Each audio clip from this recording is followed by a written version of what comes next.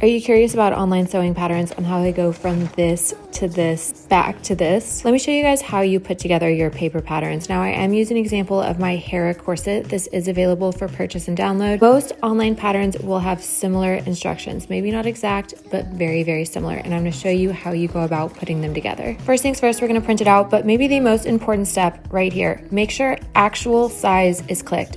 Do not click fit, do not click scale to size, do not click shrink. This will change your entire pattern and the dimensions will be off. I cannot stress this enough.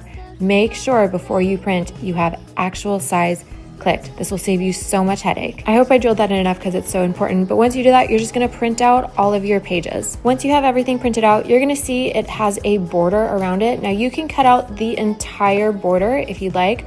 I actually like to just clip off the edges. This helps me line them up, and you're gonna do that to every single sheet. This is because we're going to eventually tape these together. So again, you can cut off the entire border or you can just clip them like I do. It saves a little bit of time. Once you have all of that done, we're gonna start putting these together. You can see how mine are labeled with a letter and a number. Now, all patterns are going to be slightly different in how the numbers and the letters go. For me, the numbers go across and the letters go down, but make sure you check with your pattern that you've bought and downloaded so that you put these together correctly. Once you determine the order they go in, we are just going to start taping those together at the edges. Now, if you cut off the border or if you just clip those, make sure everything is aligning. Normally in the corner, there is some sort of shape that you kind of put together.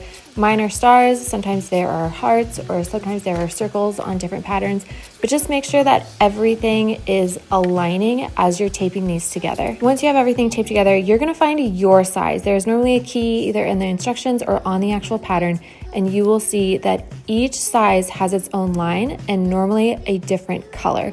You'll find the size that you want to pick out, whether it's medium, 3XL, extra small, and you will cut out all of the pieces for that line and color. And now you have your pattern completely ready to go and ready to cut on your fabric. Now either follow your instructions or if it is written on the actual pattern, make sure you cut correctly, mark all your notches. If you have darts, if you have pleats, make sure you make those marks, and then you'll just continue on with whatever instructions your pattern included and sew together your garment. I hope this helped for paper patterns. I know people have a lot of questions about them. Let me know if I explained it well enough.